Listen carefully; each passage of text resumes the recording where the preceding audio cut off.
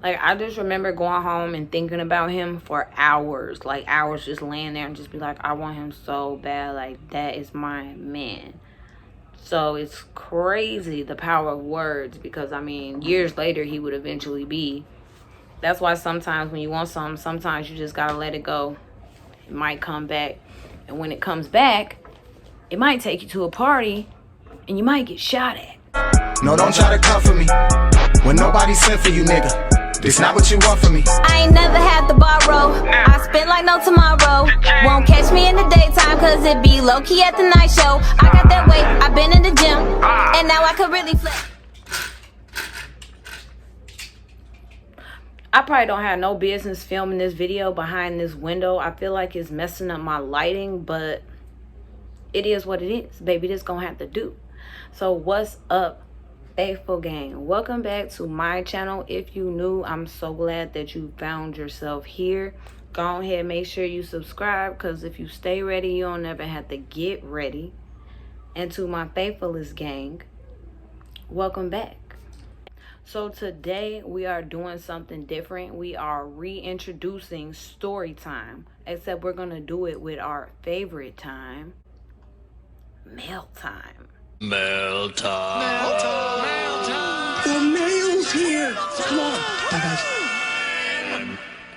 Here's the mail, it never fails. It makes me want to wag my tail. When it comes, I want to wail. So my shopping addiction has basically gotten out of hand, and I have all these packages that I have to open, and I have a trip coming up tomorrow, so I need to open these packages and see what's in here and see what needs to go with me and what doesn't. I want to reintroduce story time because I think those were some of my most interesting times. It's something that can captivate everybody. Some of my cleaning videos, you know, only reach a certain demographic. A lot of guys like to watch it because, let's just face it, you like to see me in short shorts bending over making my bed. And then some women don't want to see someone cleaning because they've been cleaning all day. And some people need to watch the video and get motivated because your shit is dirty. So y'all know I like to film whatever I'm doing, so I am packing and we're gonna open these packages, and I'm gonna tell you the story of my first date with my ex, who we are going to name Gang. And throughout the stories you will see why his name is Gang. I wanted to give him a name that was the most fitting to his personality, but every nickname that I could think about was already his nickname. Like, I can't even say none of them because that's his actual nickname. So his original nickname is a Gang, so let's just call him Gang. This story is going to be about our first date.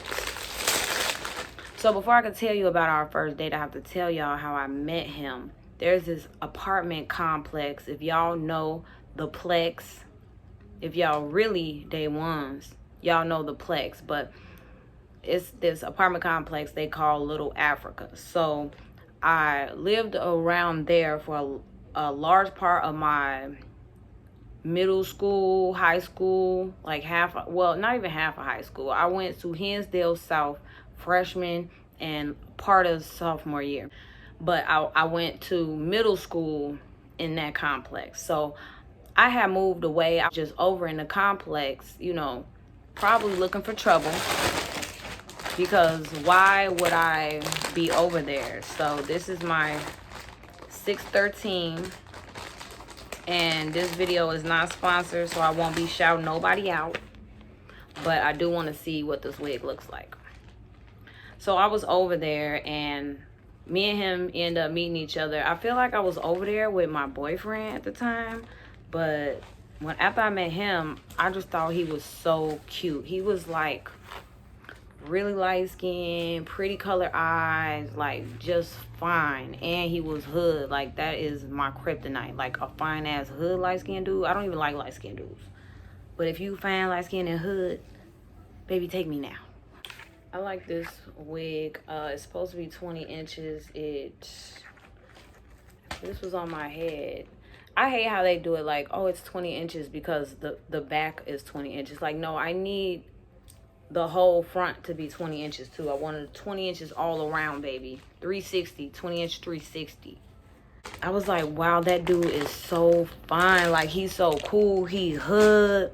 We had hung out, it seemed like, for like the whole day, and then I had to go back home. And I didn't live over there, and I didn't have a car. So it was over for us. So I was like, man, I really liked him. Like, I really want to meet him again because that's the one. So now we're living in a different place, and there was this apartment complex called Brookside in Westmont that people used to hang out in. If you know Brookside, comment. If you know the Ponds, comment. So we used to all hang out in the Ponds, and then we started kicking it in Brookside. So it was like all the cool people kicked it in Brookside, though. You know, everybody kicked it in the Ponds, but everybody wasn't kicking it in Brookside.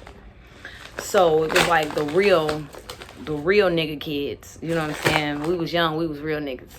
So all the real nigga kids used to kick it in Brookside. This is that it's supposed to be the skin tone exact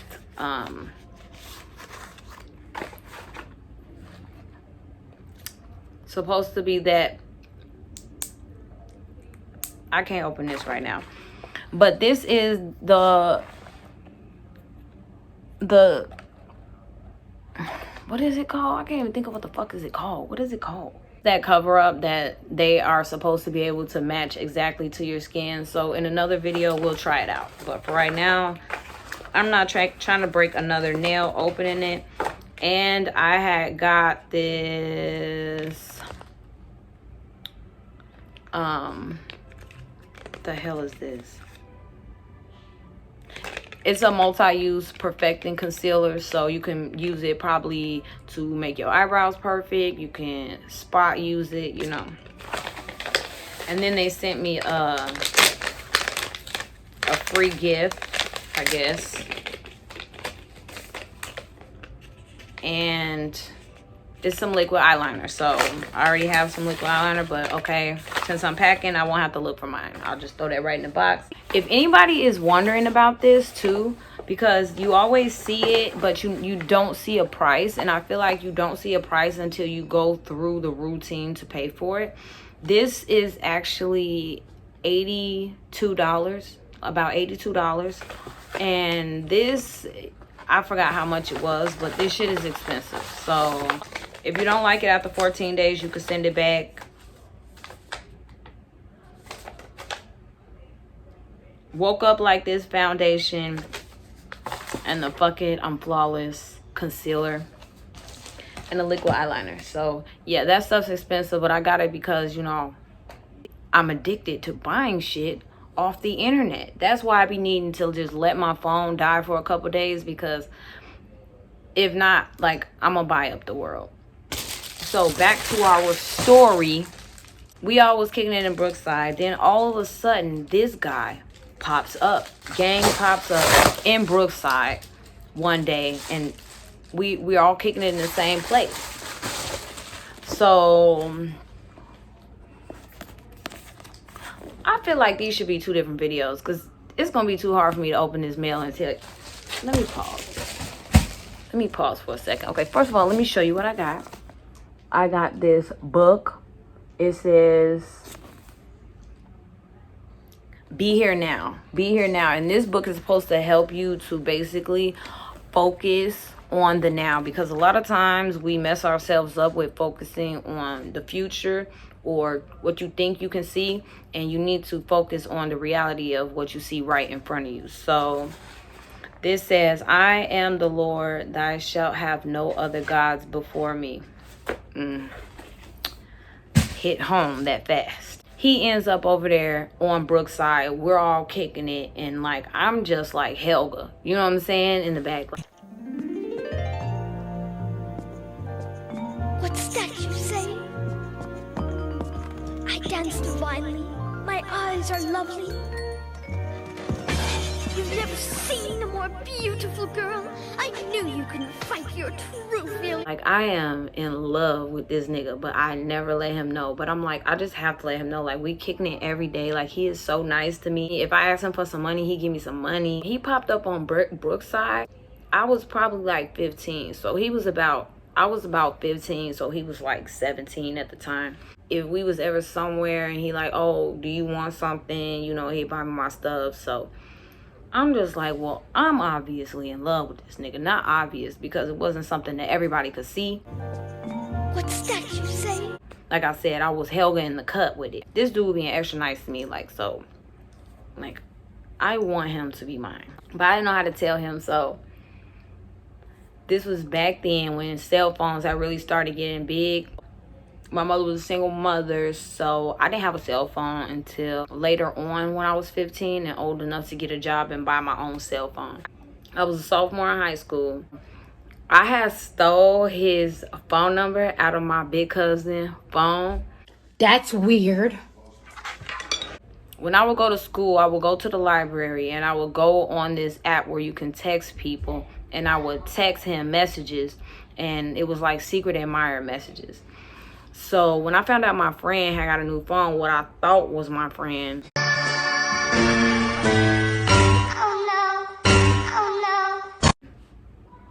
Y'all see why soon. I'm not going to the library today. I'm going straight to class, and I'm going to use her phone and text him. So I was texting him all these messages, and he was just like, who is this? Who is this? And I'm like confessing all my love to him and stuff, but I was not telling him who it is. And I told her, if he called this phone, do not say it was me. So a couple days later, I'm in Brookside, and he went and told my cousin, and they confronted me about it. What was the reason? I just explained the reason. What was the reason? And I was like, I was so embarrassed. Like, I don't remember what happened, but I feel like I didn't see him after that no more. I am not going to the complex no more. I'm not going to Brookside. I'm going to go kick it back in the pond with some of the lamer kids, because I'm lame as hell right now. Okay, so I'm over here editing the video, so I hate that the camera angle probably changed, but okay, so the part 2 about the girl let him use her phone. So I go to class the next day, and I'm like, girl, why did you tell him it was me? Why did you tell him? I told you no matter what, don't tell him. You could have made up anything. Like, why would you tell him it was me? She was like, he was blowing up my phone all night. He wouldn't stop calling me. He wouldn't stop calling and trying to figure out who it was. So I just told him who it was. So I told him, like, yeah, she said you was blowing up her phone trying to figure out who it was. He said, I called her phone, asked one time, who is this? She said it was Faith calling you from my phone. What was the reason? I just explained the reason. What was the reason? Me and her was not cool after that. And now that I'm older, you ever realize that it was people that you was cool with as a kid that was probably racist? Like, now that I'm older and I can look, they try to walk around like they're happy, but really they got like this underlying scour on in their eyes that you could see. They have a scour in their eyes that you could see, like an anger and a jealousy. And she was just a jealous man and a racist, obviously. She was stupid. She used to say little stupid racist shit too. Now that I'm older, you know, I probably would have punched her ass in the fucking face, but because I was like a sophomore in high school, I didn't really realize what the fuck she was saying. But she's definitely the type to probably be getting piped down by all blacks nowadays. Like, you're racist because you want to be black. That's the problem, and you mad. Sad bitches is mad at bad bitches. So some time had went by, and I don't know how we end up reconnecting.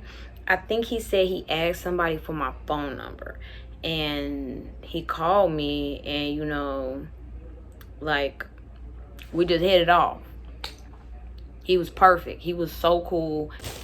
Open up his packages. So I'm like, okay. We talked, and, like, you know, we just hit it off. Like, after that, like, we just kicked it every day. We talked on the phone all the time. Like, sometimes he'll still call me and we'll talk for hours, just because, you know, after I was able to get past all the shit you're gonna hear that he did to me, you know, now I can accept him as a friend, because even though the relationship was from like 17 to 19, when I look back on it, I mean, despite all the abuse and the negative shit that happened, he was really like my best boyfriend. Period. He was best. He was faithful. Like, period. He never cheated on me until he cheated on me. And y'all gonna hear that story eventually. I mean, it took him 2 years to do it. We end up rekindling. He's like, I want to take you out on a date. So it was funny because my mom, which I'm gonna tell you about my first date from hell in another story. But every time a dude would come and pick me up, my mom would have to let them in the house and be like, I need to see your ID. I want to see your license plate. I want you to write down your license plate and bring it to me. Like, not my daughter. She's not one of them. Like I told you, he was a hood nigga. He was like a really badass kid, and he was used to doing whatever he wanted. Nobody really held him accountable. So when my mom was asking him to do that stuff, like, I was so embarrassed. But now I look back on it, I'm glad she did, because she didn't know who the hell she was letting me go with. And as you see the title of this story, some crazy shit ended up happening that night. He came in the house and he just looked so mad, like she wanted me to write down my license plate. Like, what type of shit is that? At some point, we went to go get something to eat, because we was always eating. We're fat. He'd tell me he finna take me to a party. So we went to a party on the south side of Chicago. This was a house party. I just remember going home and thinking about him for hours. Like, hours, just laying there and just be like, I want him so bad. Like, that is my man. So it's crazy, the power of words, because I mean, years later he would eventually be. I mean, look, everything is gonna be fine. I mean, I've already manifested, put it out there in the universe. That's why sometimes when you want something, sometimes you just gotta let it go.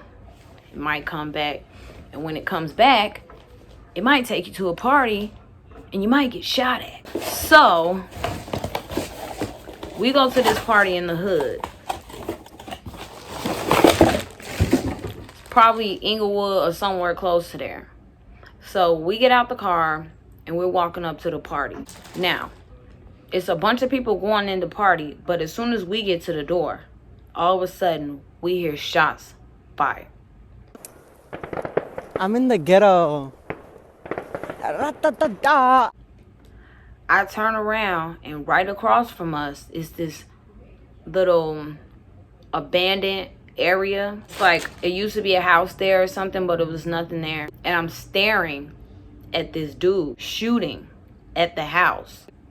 I don't remember if that was the first time I ever had a gun pulled on me or not, because I've had guns pulled on me multiple times, but like every time I had a gun pulled out on me, I just be there like,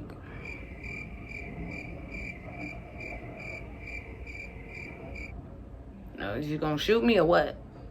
A lot of things that I learned, I feel like growing up when I was a kid, was from the movies, because your mom's at work, so of course everything you're watching is on TV. So in my mind, real niggas don't run. So he comes, he got the gun, he's shooting dead at the party, and I'm looking dead at him. It's like how I'm looking at this camera right now. He's standing on that side, I'm standing on this side, and the gun was so big that I could see the fire coming from it.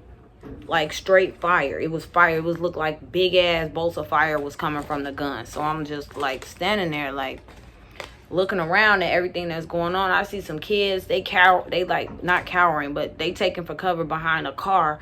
And now that I think about it, I'm like, why was there kids outside anyway? It was a whole ass house party going on with grown ass people, and it was like 10 o'clock at night. Like, the kids should have never been outside anyway. But needless to say, I look right, I see a bunch of kids.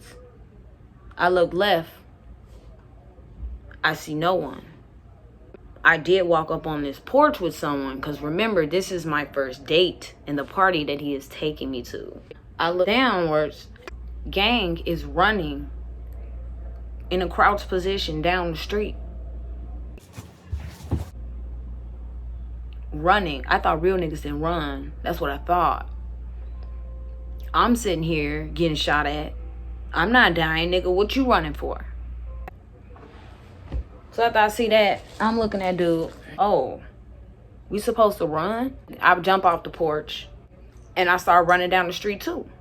I don't know what happened, but we ended up back in the car. Needless to say, my brothers was mad as fuck when they found out, and my cousin, like everybody when they found out, they was mad as fuck. Like, this nigga took you to a house party in the hood and ran the fuck away while y'all was getting shot at. That's weird. Mind you, he was shooting at the door, and I was standing in the door, so he was shooting at me. The story gets crazier.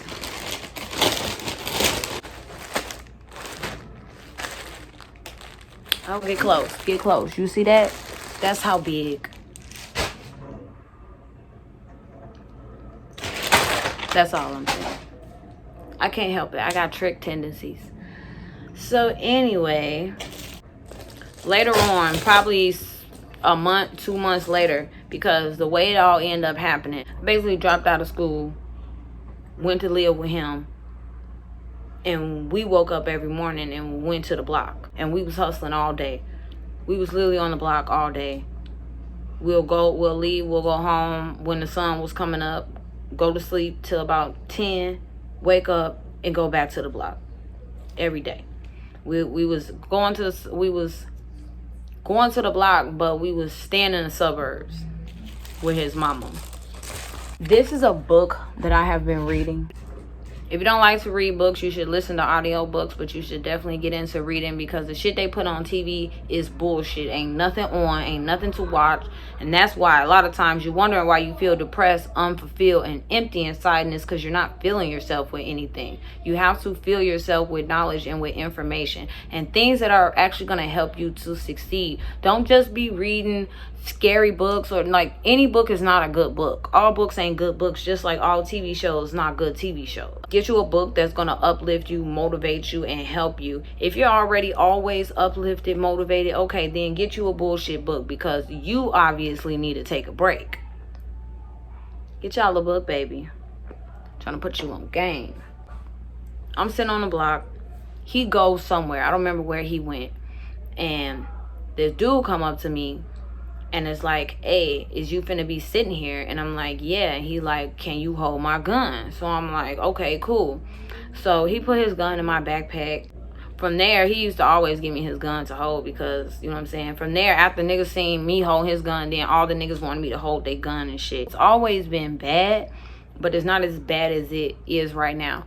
So a lot of times, like in the neighborhood, niggas didn't want to just run to the gas station, because once they go across that street, like, the police could pull up, search you, and now you have a gun charge. So, and it was crazy, because when we used to be out there, if the police ever came, like, God has so much favor on me, we always got away. Like, it done been times, I could tell you a story about how, I don't even tell that story, that's a whole nother story, about how we got pulled over. Motherfucker should have really went to jail. Like, but, please, officer, I'm from Naperville. They said leave and never return. Yeah, okay. I'm up back the next day. Gang is like absolutely insane. He see dude standing in front of me, and he was like very possessive over me. So he was like, what you doing around my girl? He see me pulling the gun out my purse and giving it to who come to find out. And he like, oh, she got my gun. And I take it out and hand it to him. And at that point, he's looking like, there is something very important that we need to do as soon as possible. What's that? Fuck. That's the moment he fell in love, because he knew he had a real bitch. He go, yeah, you know this, that nigga that was shooting at us that night. I'm looking like, not the homie. I'm like, bro, why did you shoot at us like that? I didn't even run. Like, you was literally shooting at me. He gonna say, oh, I was mad they wouldn't let me in a party and I had to test out my new gun. That's weird.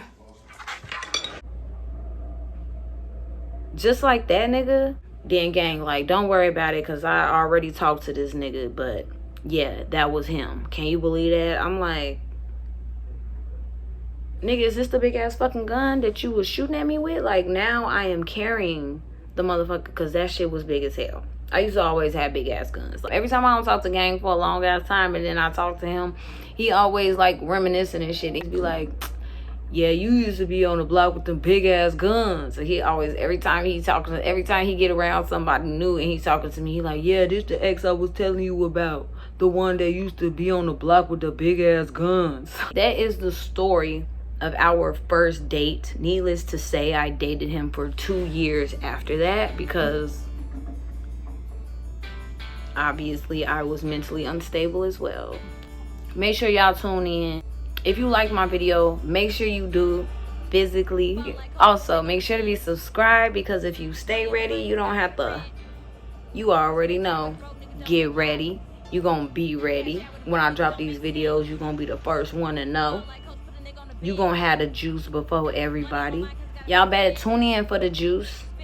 You better tell all your friends we lit on this channel. Love y'all, and as always, we gonna see you in the next video. Peace.